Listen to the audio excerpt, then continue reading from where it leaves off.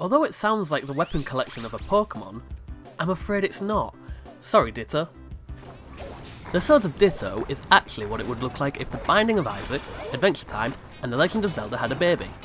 It's a roguelike action RPG from developer 1Bit Beyond, who in a previous life was the design director on indie hit Stealth Bastard, also known as Stealth Inc., and Stealth Inc. 2.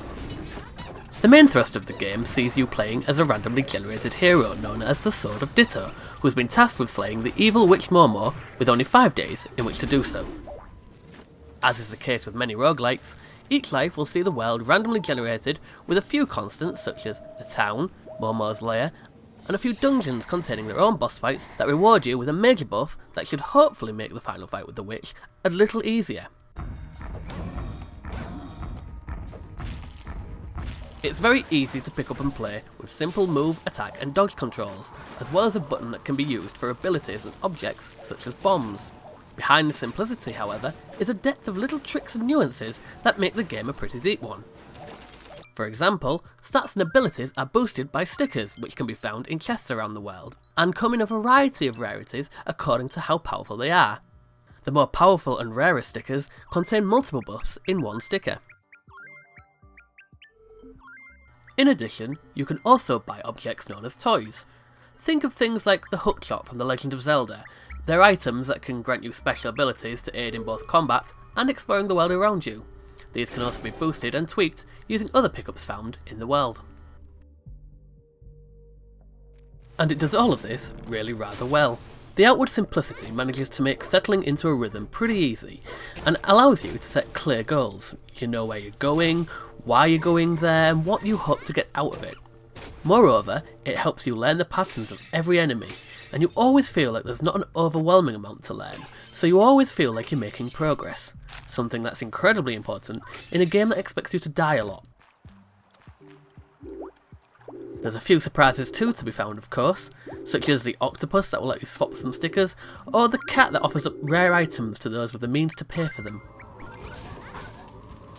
These little surprises and secrets encourage replays, as you're never going to get quite the same experience twice. Eventually, of course, you start to plan what you hope will be somewhat of an optimal route through the game, exploring as much as you can in your 5-day time limit, and in some cases, extending that limit as much as you can to inch ever closer to that final showdown.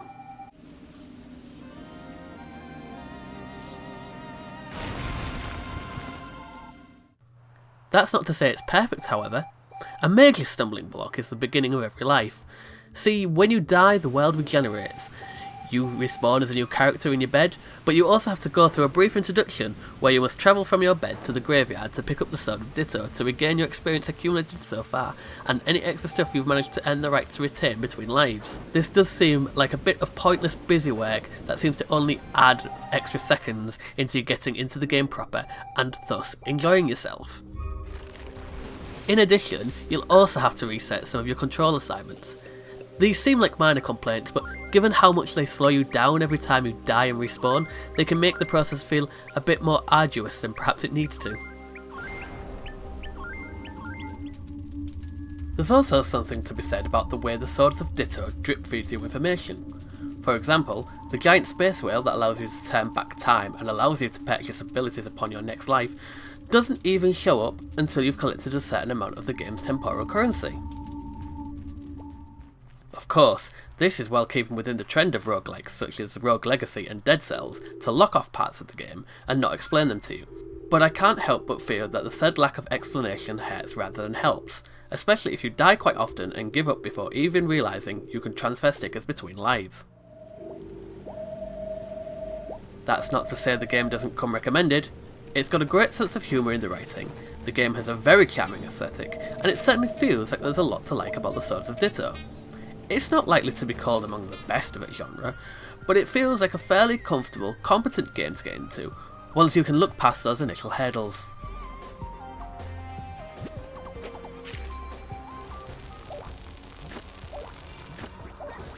So overall, the Swords of Ditto isn't going to blow anyone away, but it's certainly worthy of your time. It's available right now on PS4 and the PC.